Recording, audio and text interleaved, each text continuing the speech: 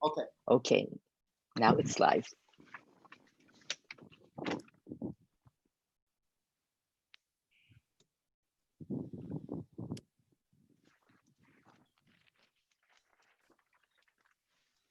Yeah. Going live. Okay.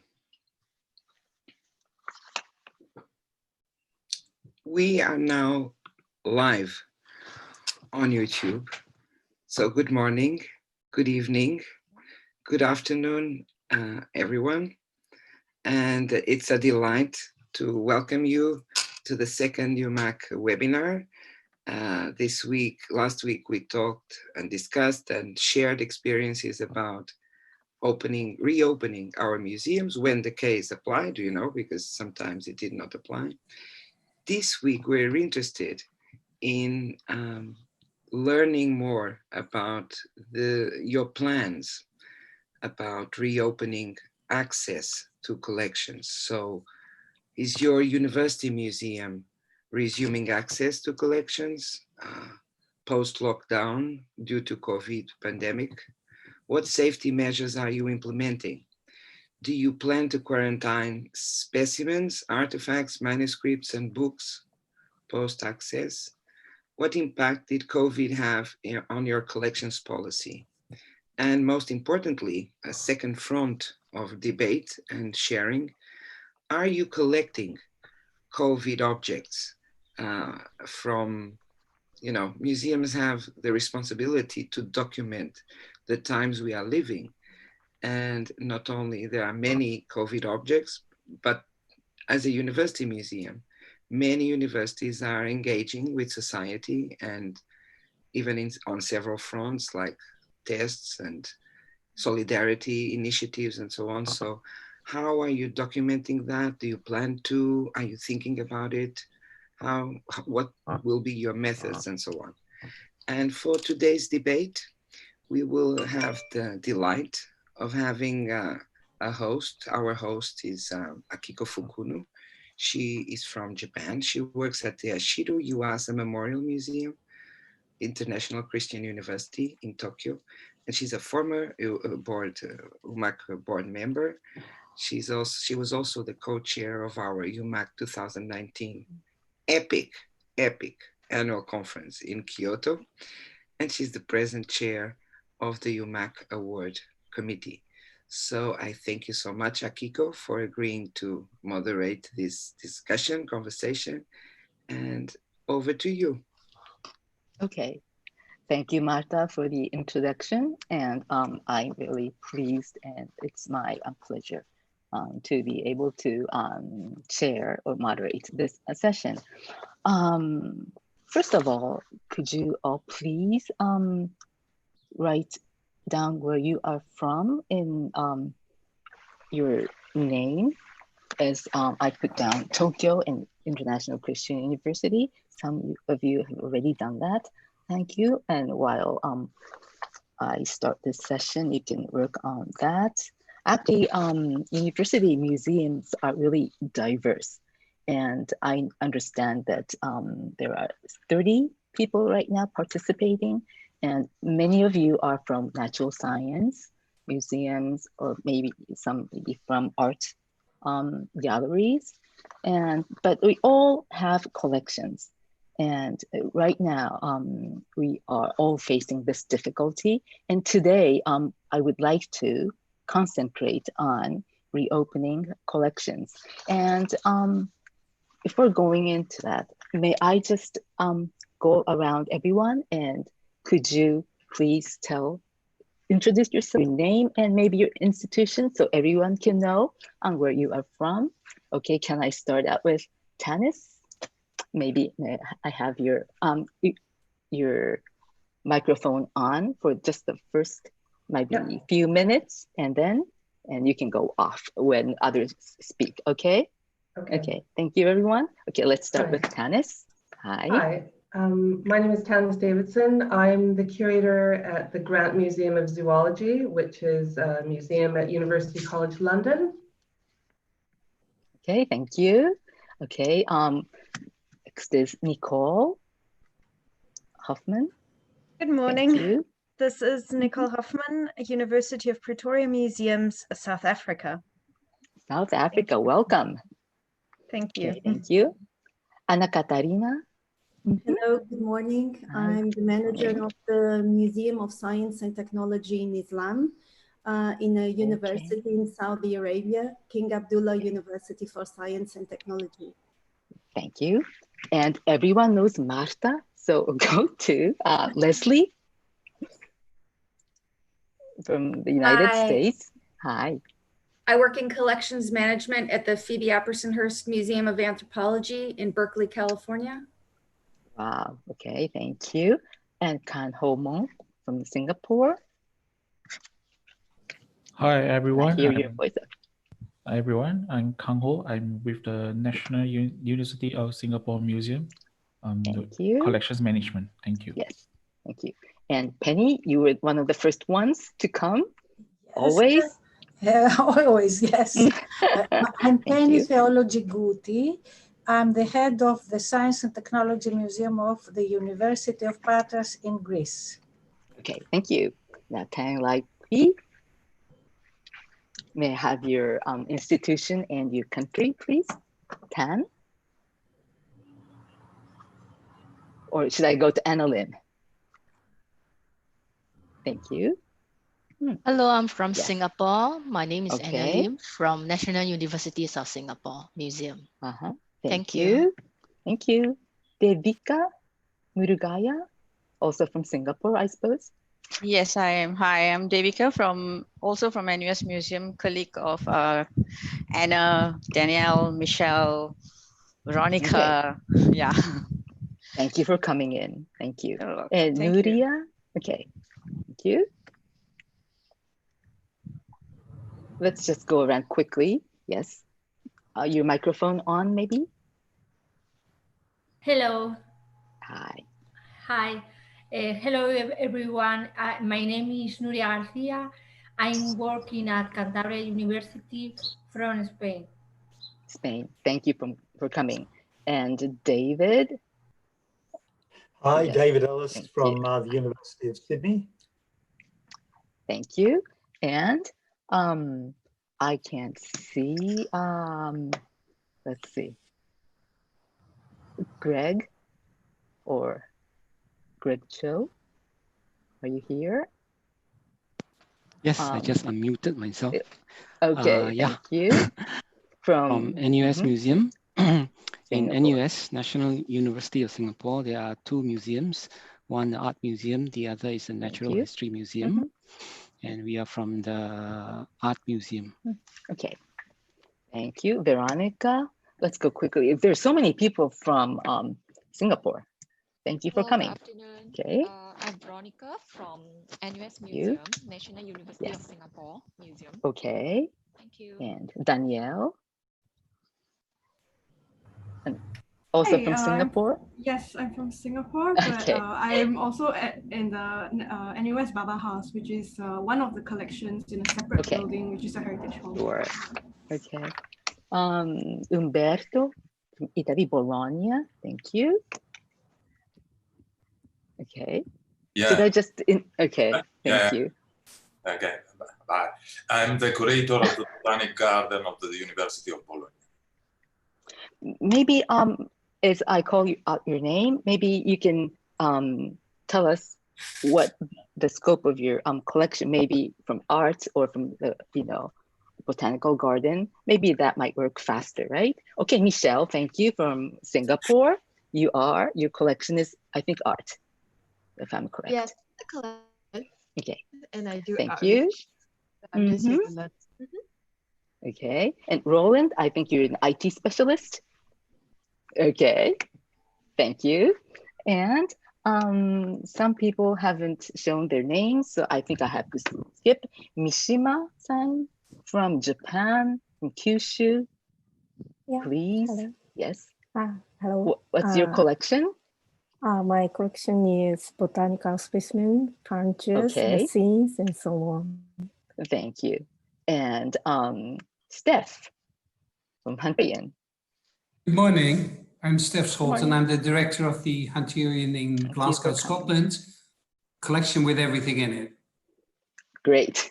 Okay, thanks. Joanna, your collection and your institution? Hello. Yeah, in my institution, art and instruments, but generally at the university also botanic gardens and natural collections. Medical collections. Ana Isabel, your institution and collection. Yes, well, good morning. I am curator in Museo de Artes y Tradiciones Populares, Art and Traditional, and this is an ethnographic museum. Thank you. Robin from Melbourne, your collection and maybe? Hi, everyone. Afternoon from Melbourne, Australia. The Ian Potter Museum of Art. We have classical antiquities through to contemporary art, ethnographic collections, everything. Okay. Thank you. Thank you. Marianne P. de Leon. Unmute. Your microphone is off. Sorry. Hi, I'm from the University of the Philippines, Museum of Natural History. Thank you. And Yurika from Tokyo. May I hear your collection? Unmute yourself. Microphone, yes.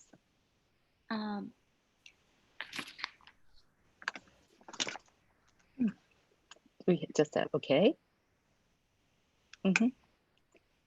She forgot to turn on her microphone, but maybe later. And yes, let's go to Ayumi. She's from Tokyo University Museum. Can you tell us a little bit about your collection, your specialization? The Japanese people are shy, so we can go later. Okay, sorry. Ramana, your collection. Jianping. People are kind of shy, so maybe we'll come back, okay? Mao Zongchen, still reaching the audio. Jianping, can you tell us about your collection? Maybe not ready. How about Maho Takase? I think you're from Tokyo, and I know that she's from musical instruments. Okay, now, what I would like to do is, as Marta suggested, is to go over these questions. Is your university museum resuming access to collections post-lockdown? What safety measures are you implementing? Do you plan to quarantine specimen, artifacts, manuscripts, and books post-access? What impact did COVID have on your collection policy? And are you collecting COVID objects? And as I introduced many of you, we are all from different disciplines and different collections, but I'm sure that we have a lot to share. And does anyone want to start this by answering one of these questions? And then we can probably carry on. Should we start? There are many people from botanical gardens and the science museum. So should we start from someone from that area? And then maybe we could go on to art collections. And maybe we can share on things like your problems later if we have time. And of course, you can write down your comments in the chat. I might not be coordinated enough to read them, but later we can share them as you are familiar with the Zoom functions. Okay, anyone would like to speak up first? Maybe we should probably start with Steph. May I ask Steph, who has a great collection, huge collection, and you might share with us what your comment, you have comments maybe. Yes, thank you. Thank you, Akiko. Thank you. Good morning, everybody. So I'm in the UK, I'm in Scotland, which means that everything is behind the rest of Europe. I realized that in other places like South America, you may have still a long way to go, but definitely we are slow off the blocks. We've just been told that around 15 July, we may be able, from 15 July, museums may be able to reopen if there is not a second spike in the COVID infections, of course. So we're doing a risk assessment of our museum and our art gallery. And we're actually today we're looking at, for instance, protecting the staff that will work at the reception desk. So we're looking at perspex screens, we're looking at protective equipment for individual employees, staff members. We're looking at how many people our museum can exactly contain at any given moment. So we need to regulate entrance by visitors. We may put in a walking route. We don't know yet. I joked the last time about the IKEA museum. IKEA. But the or IKEA style museum. But actually, I mean, it may make sense in a way, because it will allow us to have more people into our buildings. I know that we are going to keep closed some. We have, for instance, the house of the architect Charles Rennie Mackintosh and his wife Margaret MacDonald, and that is just too narrow. So we cannot accommodate visitors. We cannot, keep people safe a distance. So, and in the meantime, of course, we're negotiating with our university to make sure that they are okay with what we do, because the university itself is trying to keep as many people off campus as possible, and we are inviting them in at the same time. So there's possibly a bit of conflict there. So we need to make sure that we are coordinating with all the different departments, from communication to estates. So we make sure that everybody is on board with the approach that we take. The other big thing that we're working on is reopening the Collection Studies Center, which is our center where teaching and researchers are received, where our stores are, where our reading room is for students, etc. And that is more difficult because even though we have relatively large spaces, in the past we were able to accommodate 20, 25 maybe students in one seminar room. That is not happening now. So we may be able to do 10 maximum. Okay. Yes, and our university has just announced earlier in the week that they will reopen, that they will actually restart almost all courses from the September. Only a few will be delayed until November or early in 2021. Okay. And there's one, maybe one bit. So for instance, for us museum studies course, who are heavy users, we already have like 70 people registering. So if we can only do 10 in a room to work with collections at any time, we need to run that course 7 times. Okay. Which is a bit of a challenge. Thank you, Steph, for this great information for all of us. And you're the director, so you oversee all the sections, everything. So thank you very much.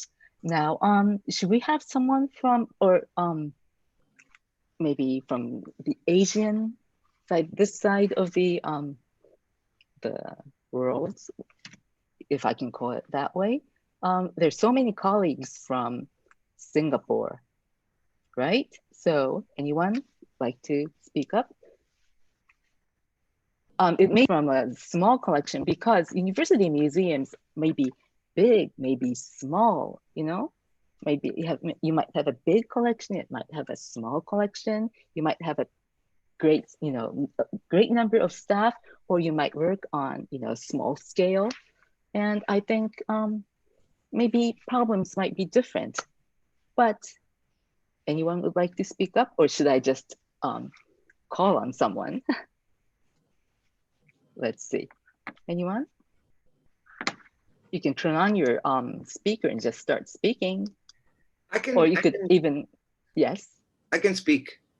Okay, please, Maxa. Not on in the quality of UMAC chair, but in the quality of director of my museum, which is the National Museum of Natural History and Science at the University of Lisbon. So we just finished our plan for reopening collections. The museum is already reopened since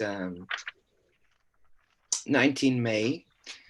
And so we have IKEA model, as Steph said, so limited limited numbers of people, maximum capacity, single way circuit, and so on. So, and now 15 June, which is next Monday, we will resume access to collections. We had a lot of students doing PhDs, and they had to go home, of course.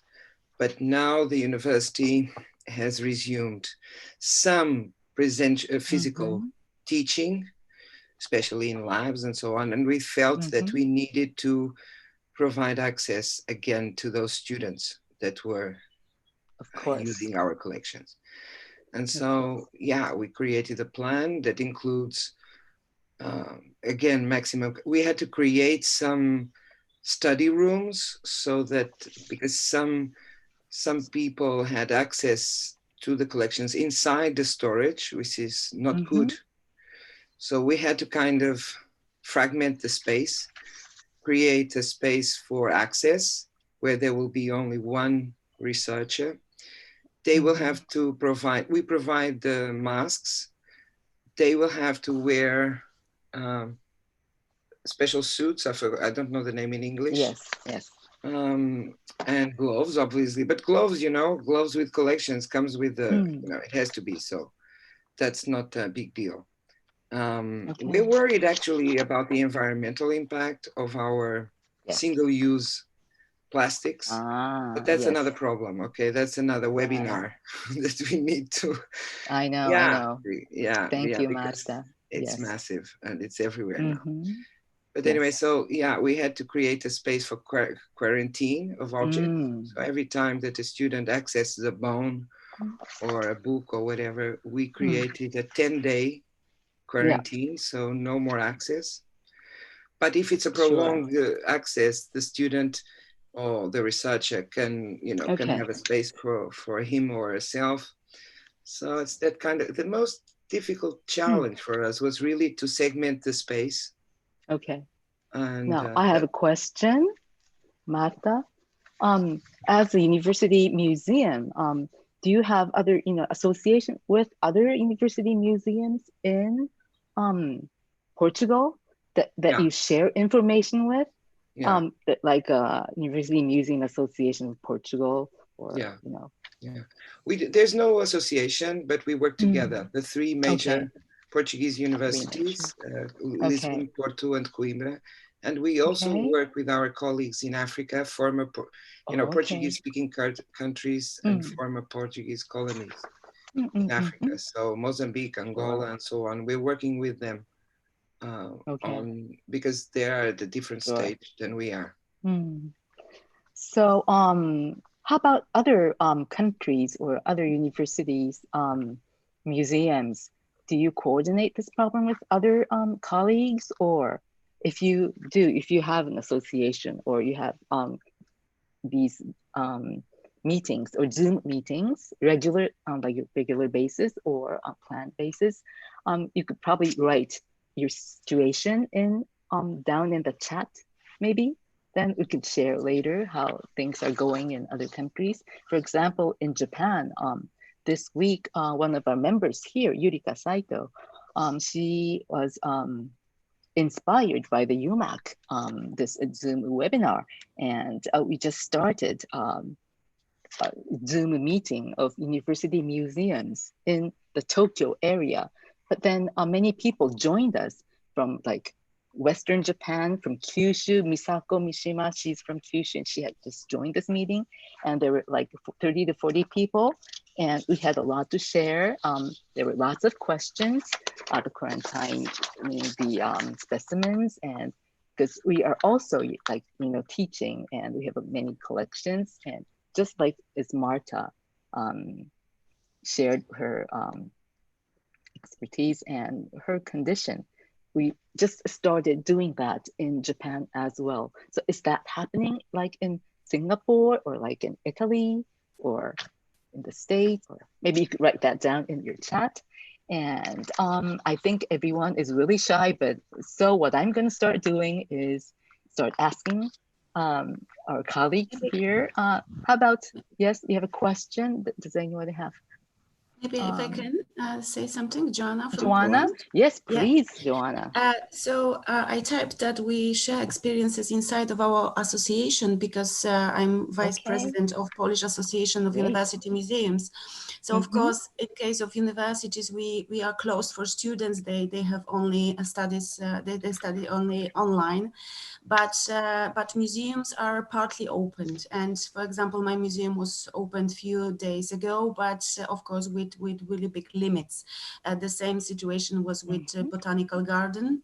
Mostly natural collections are closed now because the problem is how to protect people and objects at the same moment, how to organize this quarantine.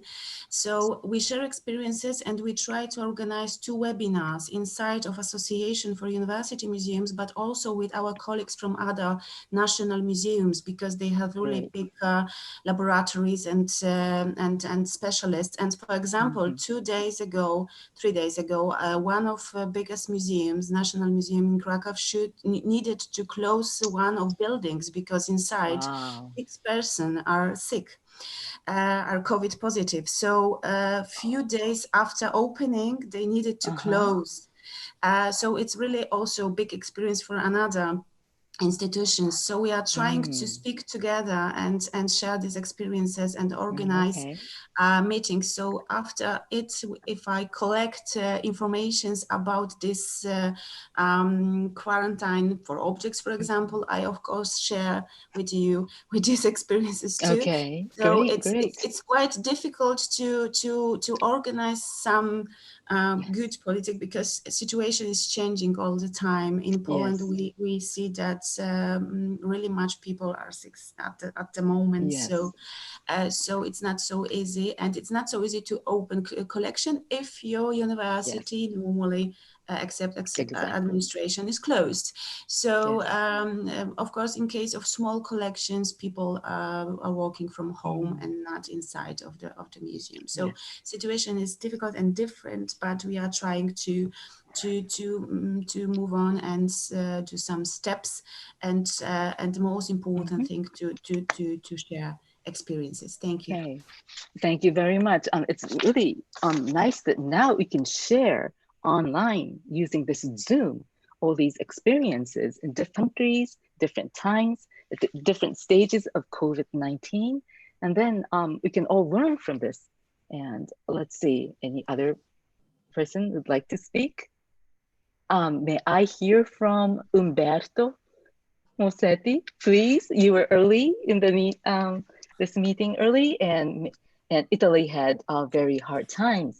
So could you share with us? First of all, my English is quite questionable. Okay. In Bologna, the situation is quite, the question is quite difficult because we are a botanic garden, so we are part of a network amongst the Botanic Garden of Italy. At the same time, we are a university museum, so we have to respect the rules of our university. So the situation is different in different botanic gardens. We are going to open next week to the public. Oh, wow. Congratulations. Thank you. It's quite hard, but it's so nice to have visitors again. And they call us, are you open? No, why not? You are a garden, you can open.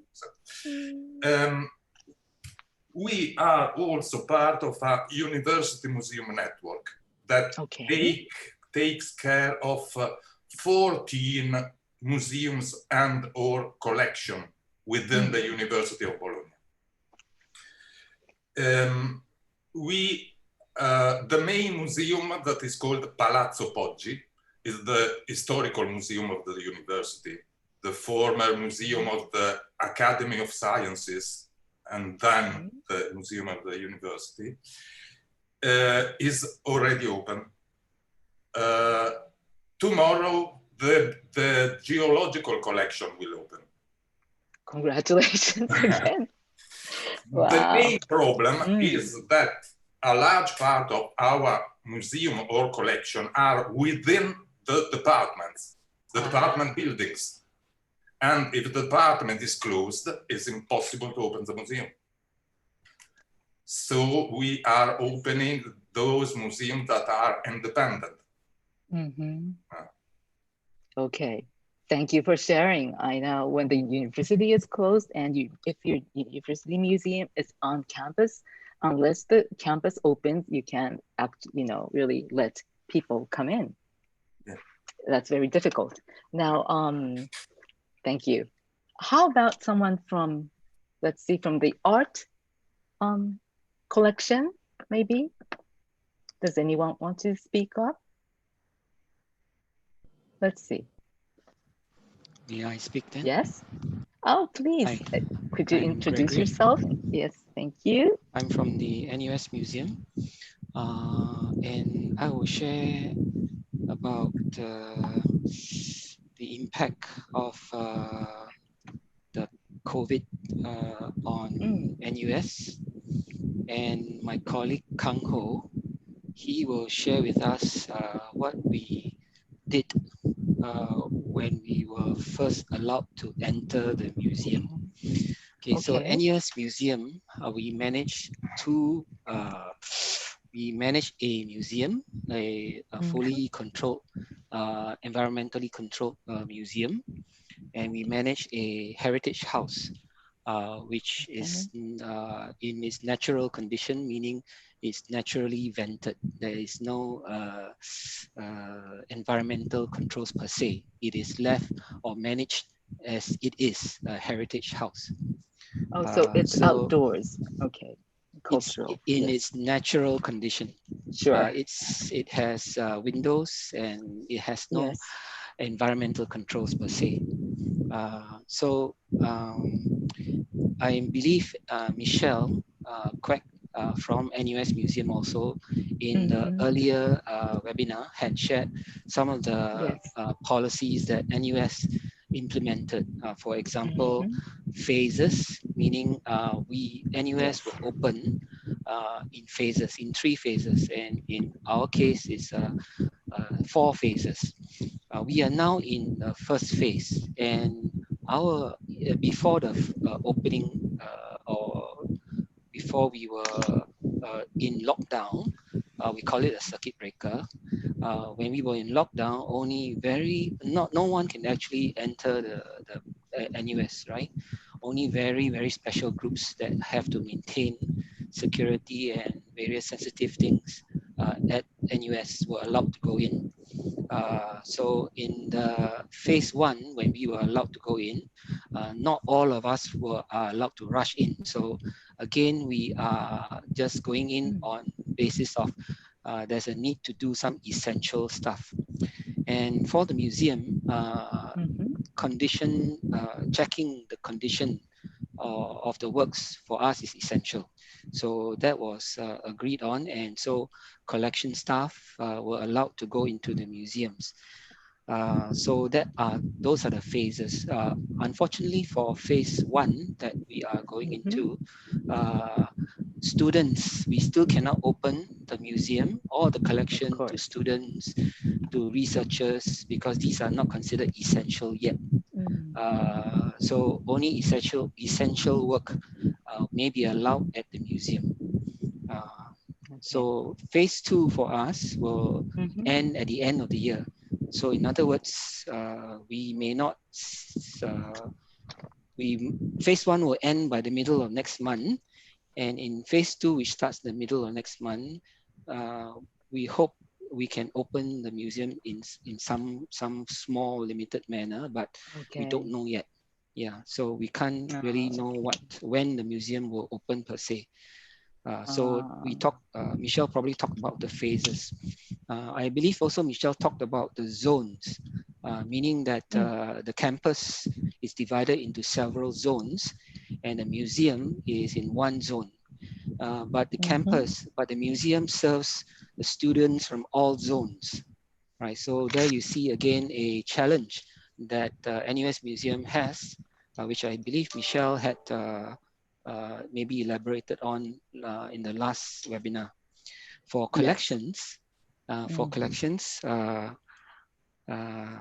We have collections at different parts across NUS campus. And if we are only relegated to within our zone, how then do we do a condition check on our artworks in the other zones if we are not allowed to go into the other zones? So, and we don't have trained staff who can do the condition check for us in the other zones. So this is what I want to share in terms of the impact of the policies of the NUS on our collection and how we can look into and care for our collection going forward. And how Michelle had shared previously on how the collection can be shared among the various faculty and students from the other zones.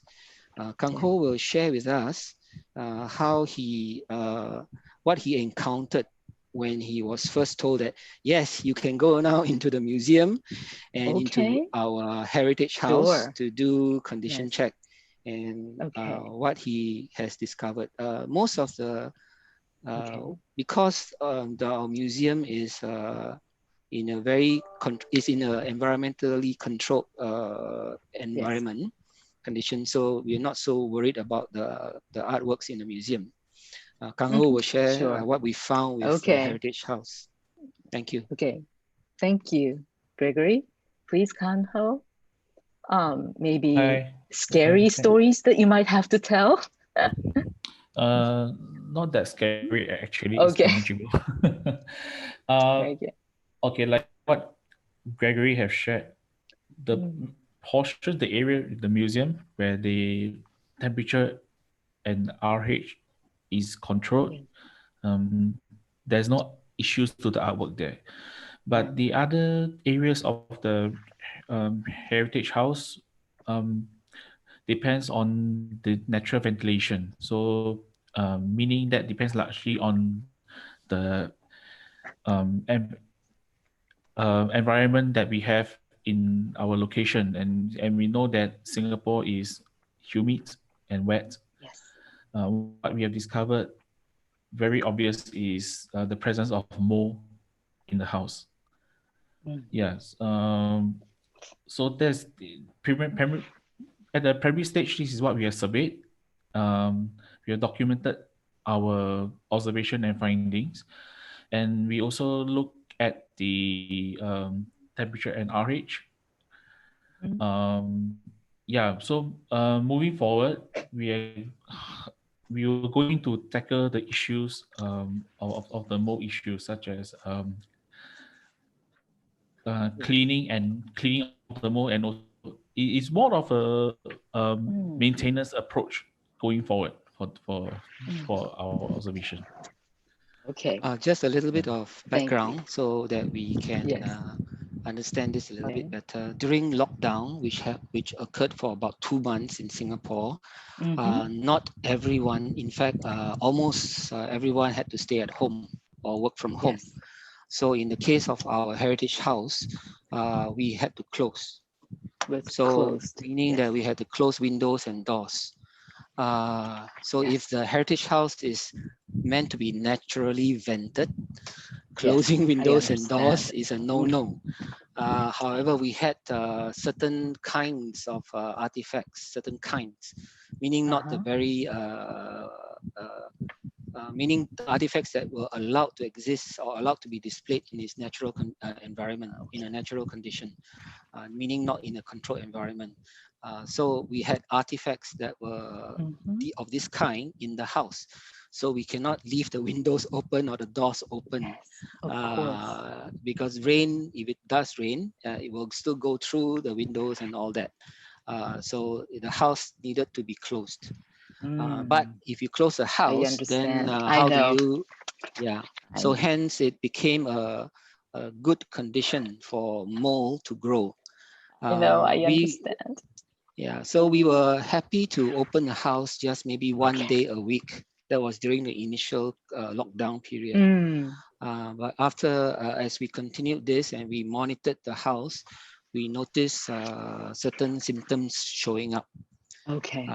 And hence, by the end of 2 months, we noticed certain conditions had become worse. And so we are now documenting this condition and moving forward to correct and repair the condition. Thank you. Thank you for sharing. Thank you, Kanho, because I understand that very well. Because on campus we have a cultural heritage and it's closed, and I would like to air, the building, but we haven't done that yet. So I'm pretty afraid to see molds, growing, but I hope that's not the case. In any case, could you please, if you have the time, to write down whether you collect COVID-19 objects in your chat, maybe? I'm sure that some of you have already started in terms of, archiving your what's happening right now. So could you write that down in your chat when you have the time? And meanwhile, one of the questions I'd like to ask is that, confronting this situation, I'm sure that it's going to take a lot of money buying disinfectants and preparing, all the quarantine specimens. Did the university, is the university providing all that with generously, or are you facing problems, or has that created any debates? But I'm sure that it's not at that stage yet. But now next year, I think the budget is going to be much tighter because, of this unexpected expenses that we're going to have to pay this year, right? Does anyone have anything to say? Robin? Hi, please? Everyone from the University of Melbourne in Australia. We are facing a lot of financial interesting moments here, and we've been informed that while the university will provide for some PPE gear, which is the protective materials you might need, such as hand sanitizer, antibacterial wipes, masks, gloves, they will only provide for the setup, that's all. So the maintenance and continued cost comes back to the museums, the independent museums.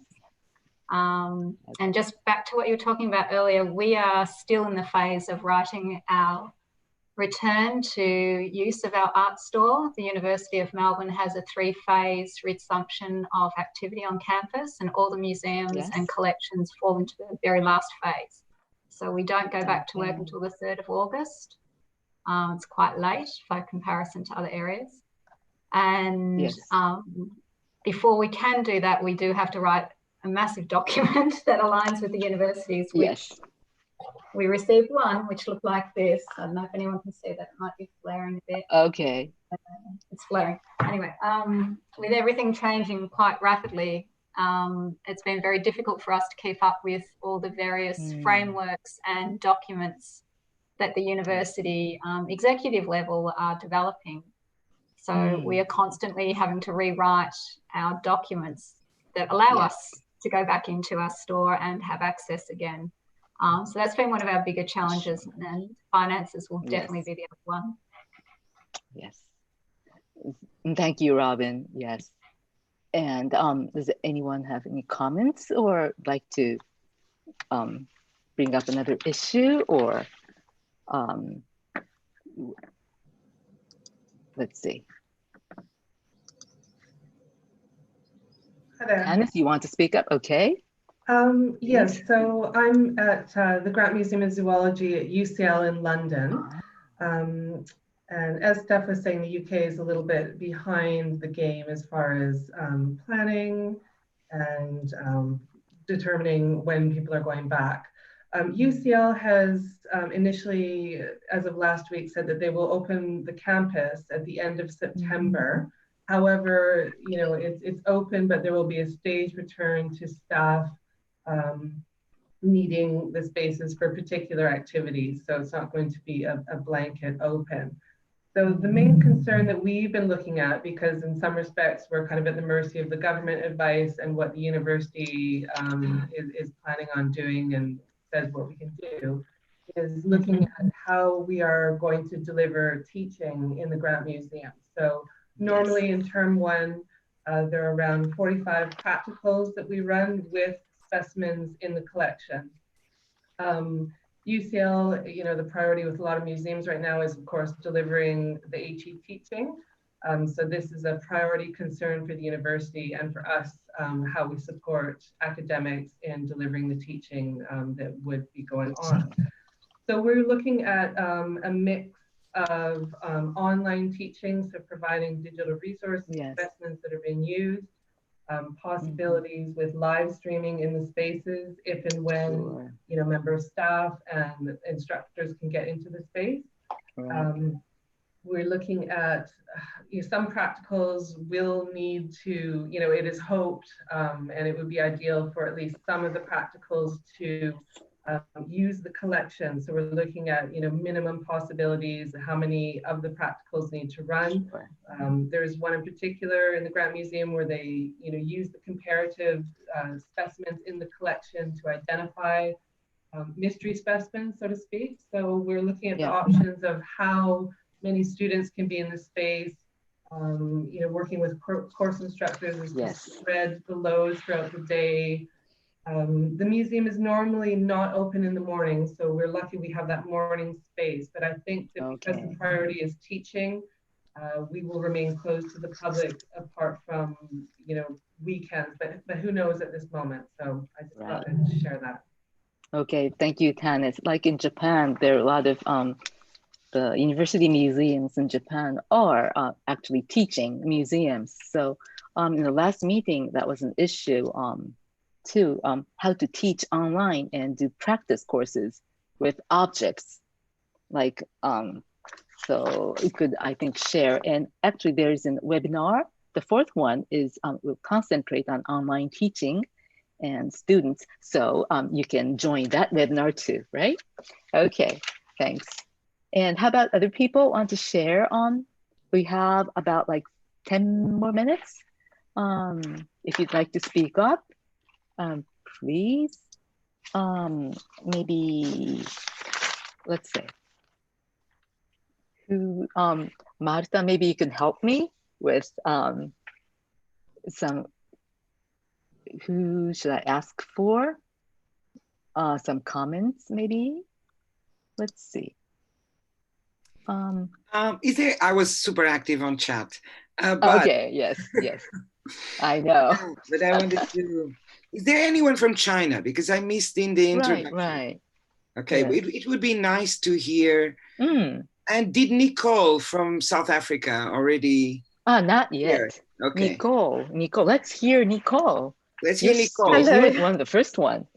Yes, please. Yeah, Very deep lockdown, but at least she can share the plans. Yes, we are still very much in lockdown. Most of the staff, or actually all of the staff, is still working from home. We do have 1 or 2 staff members who go in once a week to check on the facilities to make sure that there are no leaks or that there's not dust coming in or that there's not like a water pipe that's bursting somewhere in our storage or so. So we do have people who regularly go in to check that everything is secure, that the collections are safe. However, at this stage, none of us can return to work. The University of Pretoria is only currently open for essential workers as well as students who are in their final year or in postgraduate years who need access to laboratories. But everything else is still closed. Online teaching is continuing. And we, however, have started expanding on our online content in the meantime. We are trying to digitally engage our audiences. So we've completely overhauled the entire university museum website.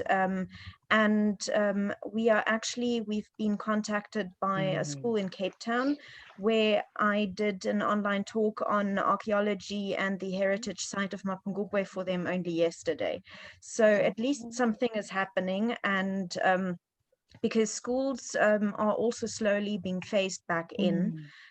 Because otherwise the entire school year will be lost, and that is a travesty, especially with the apartheid history of our country, where there's already a lack of education in many areas.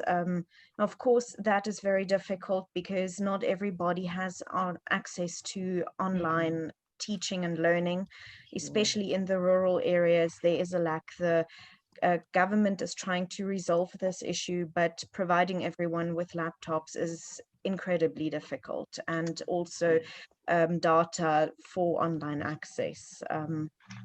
Yeah, so it's a very, very difficult situation. We only expect that some of us may go back to work, hopefully when we go down to another level of lockdown, because in South Africa we are still in level 3, which means that the economy may resume, but social contact is still severely limited. And actually, since we've reopened, the infection numbers have risen drastically. So we actually expect that we may go back to a higher level of lockdown, which means that everything will close down completely again. So we really don't know what is going to happen, and we're hoping for the situation to be resolved at some point, but we can't guarantee anything at this stage. And we're doing the best we can. In the meantime, we are writing plans and trying to see how we can eliminate touch points, how we can serve disabled visitors who are dependent on touching objects in museums. And that is incredibly difficult. So we are trying to attend something like this, these webinars, which give us a lot of hints how to, you know, get better ideas of reopening. And something else I would like to mention is that the South African Museum Association has only, I think it was yesterday, also circulated a document with suggestions for reopening and considerations that need to be taken into account. So that is actually really good, because there is at least something going around in some form of collaboration and communication, but it's still very difficult. Yes, I think we all understand. Thank you. Thanks.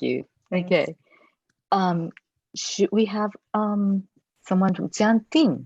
You are from China. You've written in the chat. So can we hear from you, maybe? Yes, thank you. Hi. Can you hear me? Yes. Yeah? Oh, okay. Yes. Sorry. Hi, everybody. Because in the very beginning, I have a little bit problem with my voice, this audio. So yeah, I'm Zhang Ting. I work in China Academy of Art. So in my university, we also have 3 museums. One is just the University Art Museum. The other is the China Craft Museum. And also the third is the China International Design Museum. I don't work in museum. I teach in a university, but my PhD is on museology. And also I curate exhibitions with a lot of museums. Yeah, so in China, the situation actually, I can say everything seems like pretty, you know, like back on track, and everything is great. Yeah. It's like everything back on normal, and wow. If you go on the streets and everybody just like live actively, but in a university, and because we have different campuses and across like Hangzhou and also Shanghai. I teach in Shanghai, so I don't go to Hangzhou. I still teach online. In the past, like a bit more than 2 months. Yeah, so most of the classes still online, but the museum are all opened. The crafts museum and the design museum they were opened on, I think it was 5th of May, and the University Art Museum was opened on the museum day on the 18th of May. So yeah, so they have a lot of exhibitions are on already like on display, and also we have this kind of connection with the classes because the museum had the show about how to say, like the theme is about fighting with the epidemic. So in the past months, the classes, those art practice or design or every classes, they all moved to the theme that how to connect with the COVID-19, and also, like reflect on it by every different art, medium. So they produced a lot of materials and artworks and creations on this topic. So that's why we had this big exhibition just to focus on this, but it's open to the public. Yeah, so from all the different schools, because the university have more than 16 schools. So all the schools, they have their section in the exhibition, from the classes, from the courses, and connect with the topic. Yeah, so yeah. So I'm very interested to what you said just now about this fourth section of the webinar about the online teaching, because I think I'm more in that part.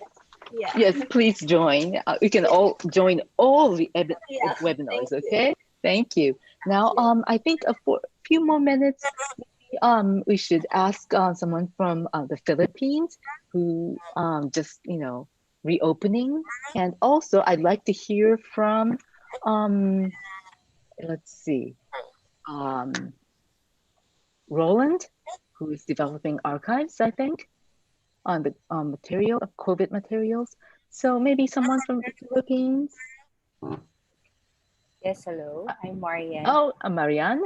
Yes, I'm Marianne. I'm a curator at the University of the Philippines, Las Bañas Museum of Natural History. We just returned back to office this Monday, but we have not opened yet the museum for visitors and guests. Our collections are, actually we provide services for identification of biological specimens, because we are also a teaching museum. However, we are still finalizing the protocols that we have to follow for the receiving of biological specimens for identification. We are actually working at 50% workforce, so not all researchers and curators are reporting physically in the office. Mostly we are doing meetings and consultations online. We are also conducting biodiversity seminar series online, because we are also the Center for Biodiversity Research in the country, one of the biodiversity research institution in the country.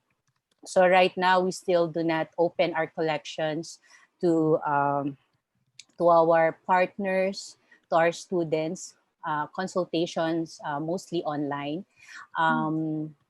We are also conducting research in on biodiversity.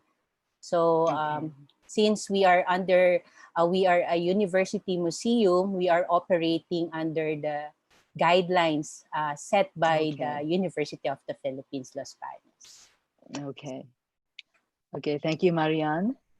Maybe the last speaker will be Roland, and he can continue to next maybe webinar on digital, but please share with us. Yes, I'm a historian of science and technology. So, and right now I used to have collections before. I don't have a collection right now, but I'm in charge of setting up the archive at IIT Madras.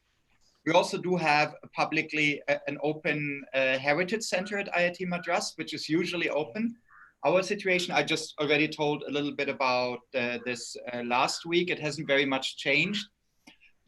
While India is kind of opening, the numbers are going up like crazy, I have to say. And India is supposed to be peaking only in July. So none of us from the team, from the archive team, are on campus right now. We are spread all over India because people basically went home, right? And we don't think we will come back to campus anytime soon. Okay. That's our Thank you, Roland. Yes. Yeah, and also the Heritage Center is closed right now, and the whole campus is actually under quarantine. So even people who would like to enter the campus, there is still in quarantine. So yes, and then I can just say, obviously, I very much look forward to next week, and I hope to see everybody there. Yes. And yes. We have a very lively discussion. Okay. Thank you. Thank you, Roland, and thank you everyone for joining this session. I think we had a great conversation, and I think we'll continue to the next webinars. Okay, thank you, everyone. So I'll turn this back to Marta, who can close the session. Thank you, Marta. Thank you, Akiko. You were great, and also the chats, the comments, and no comments on YouTube, unfortunately, yet. But yeah, but we will get there at some point. So thank you so much. There will be the part 2 of this theme of this webinar will be later today. So today, this one was mostly for convenience of Asia and Australia, New Zealand. And later on, we will have one where more people from the Americas will be able to attend. Europe is okay for both. I mean, it's fine. And Africa, also fine. So I hope to see you next week to discuss. Later today. Later today. To discuss the issues of digital with Roland and I think Jill Dopey. I'm not sure. I may be wrong. And that's it. Thank you so much. And see you again soon. And stay safe as always. Thank you. Sure. Okay. Thank you. Thank you, everyone. Bye. Thank you. Bye. Bye. Thank you. Goodbye. Thank you, everyone.